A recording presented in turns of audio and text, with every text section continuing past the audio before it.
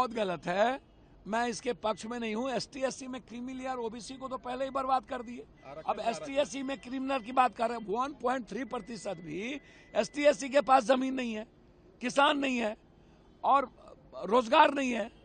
भैया इस पर तो व्यापक चर्चा की जरूरत है। सदन में सर्वदलीय बैठक को जरूरत हो तो अध्यादेश लाया जाए।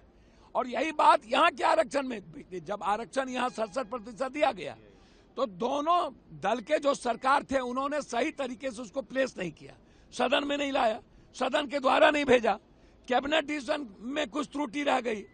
तो आज जो आप दादा नाना कर रहे हैं तो उस वक्त कहां थे?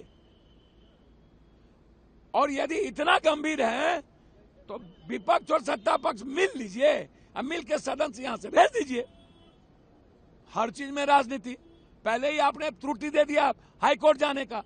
आप यदि वो क्लोजर लगा दिए होते तो हाई कोर्ट आपके इस आरक्षण को कैंसिल ही नहीं करता। एक दलित समाज से आने वाले युवा को ही घोड़ी पर चढ़ने से रोका जाता है। एक दलित समाज से आने वाले परिवार को मंदिर में प्रवेश करने से रोका जाता है। कई ऐसे उदाहरण हम लोग के सामने हैं जहां पर संपन्न लोग भी जो कहीं ना कहीं समाज में एक अच्छी पहचान बना चुके हैं, वो लोग भी जो दलित समाज से आते हैं, जब मंदिर में जाते हैं तो मंदिर धुलवाया जाता है। तो आज भी इस तरीके के भेदभाव को प्रैक्टिस किया जा रहा है। तो जब भेदभाव छुआछूत के आधार पर हो रहा, ये भेदभाव कहीं शिक्षा के आधार पर नहीं हो रहा, ये भेदभाव कहीं आर्थिक दृष्टि से नहीं हो रहा कि भाई आर्थिक तौर पर आप सक्षम हो गए तो अब कोई भेदभाव नहीं होगा।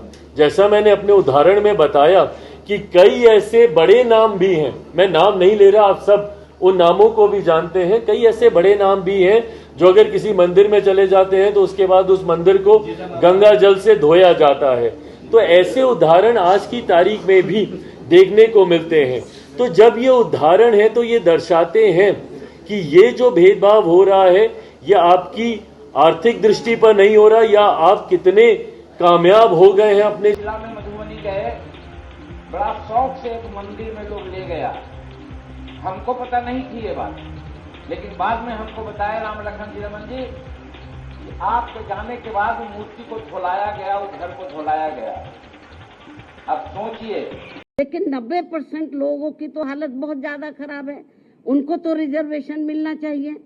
और जो 9-10% जो जाटव या इससे मिलती जुलती जातियों की स्थिति, आर्थिक स्थिति सुधर भी गई है, लेकिन समाज में तो आज भी जातिवादी लोग उनको पुराने नजरिए से देखते हैं, जात पात तरीके से देखते हैं। इसलिए अभी इन सबको रिजर्वेशन की बहुत ज्यादा सख्त जरूरत है। देखिए, हम लोगों का शुरू के दौर से ये मानना है कि राष्ट्रीय जनता दल जो है सर्वोच्च न्यायालय के अनुसूचित जाति और जनजाति के आरक्षण के वर्गीकरण के पक्ष में नहीं है।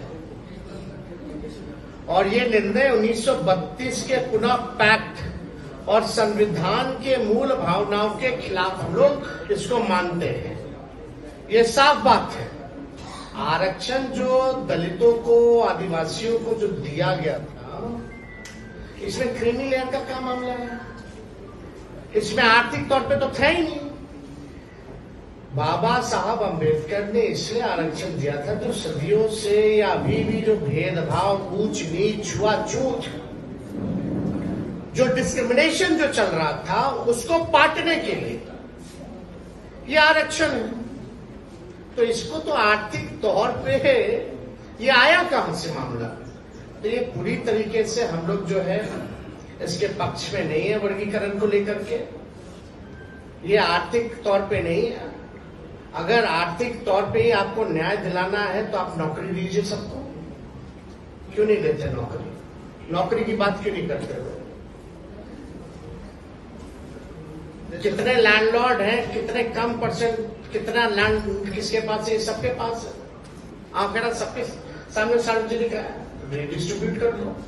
लेकिन आज भी ऐसा देखा गया है, हम लोग देखते हैं कि दलितों की किस तरह से पिटाई की जाती है।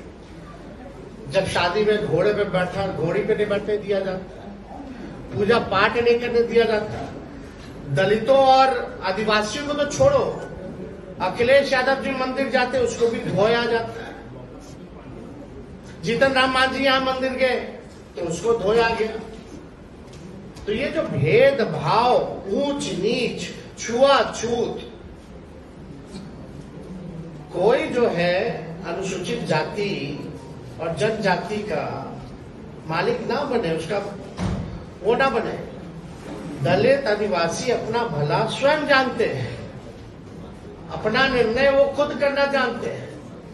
इसलिए हम लोग पूरी तरीके से जो है केंद्र सरकार से हम चाहते हैं कि अध्यादेश ला करके जो विसंगति है उसको दूर किया जाए इस मामले में।